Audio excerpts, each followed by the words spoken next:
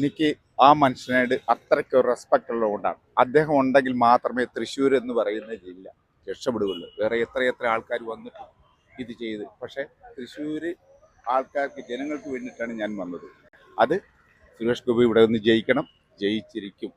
ഞാൻ ഇന്നലെ രാവിലെ അവിടുന്ന് പോന്നു, ആലുവായിൽ സ്റ്റേ ചെയ്ത്, ഉച്ചയ്ക്ക് സ്റ്റേ ചെയ്ത്, അവിടുന്ന് 3 മണിക്ക് സൈക്കിൾ ചവിട്ടി ഇവിടെ 7 മണിയായപ്പോൾ വന്ന് ഒരിടത്ത് സ്റ്റേ ചെയ്ത് ഇന്ന് രാവിലെ ഈ ടൗൺ മൊത്തം പ്രചരണത്തിന് വേണ്ടിയിട്ട് നടന്ന് ഇപ്പം ഞാൻ ഇവിടെ വന്നിരിക്കുക. ഇനി കൊട്ടിക്കലാശം കഴിഞ്ഞിട്ടേ ഞാൻ വൈകിട്ട് വീട്ടിലേക്ക് പോവുകയുള്ളൂ. എനിക്ക് ഏറ്റവും റെസ്പെക്റ്റുള്ള ഒരു വ്യക്തിയാണ് സുരേഷ് ഗോപി.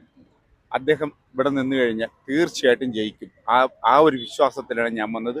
അദ്ദേഹം 100% ഇവിടെ വിജയിച്ചിരിക്കും. തൃശ്ശൂരിലെ ഓരോ ജനങ്ങൾക്കും വേണ്ടിയിട്ടാണ് ഞാൻ ചേർത്തലയിൽ നിന്ന് സൈക്കിളിൽ ചട്ടി ഇവിടം വരെ വന്നത്. അദ്ദേഹം തീർച്ചയായിട്ടും ജയിച്ചിരിക്കും. വൻ ഭൂരിപക്ഷത്തോടു കൂടി, അത്രേ പറയാനുള്ളൂ. വൻ ഭൂരിപക്ഷത്തോടു കൂടി അദ്ദേഹം ഈ തൃശ്ശൂരിൽ നിന്ന് ജയിച്ചിരിക്കും.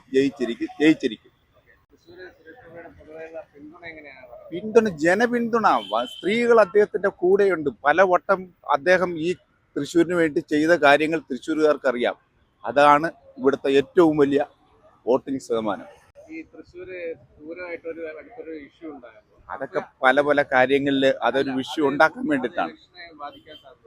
അദ്ദേഹത്തിന് ബാധിക്കത്തില്ല. പലരും പല മൈൻഡുകളുണ്ടായിട്ടും അദ്ദേഹം പല രീതിയിലും പ്രശ്നങ്ങൾ ഉണ്ടാക്കിയിട്ടും, പക്ഷെ അദ്ദേഹത്തിന് ഒരു വിധത്തിലും അദ്ദേഹത്തിന്റെ വിജയ സാധ്യത വീണ്ടും തെളിയിക്കപ്പെട്ടെന്ന് മാത്രമേ പറയാനുള്ളൂ. അല്ല, അത് പ്ലാൻ ചെയ്തിട്ടില്ല. അത് മേളിൽ നിന്നുള്ള നിർദ്ദേശപ്രകാരം ഓഫീസർമാർ അത് ചെയ്ത്, പക്ഷെ അതൊന്നും ഒരു പ്ലാൻഡ് ആയിട്ടുള്ള കാര്യങ്ങളല്ല.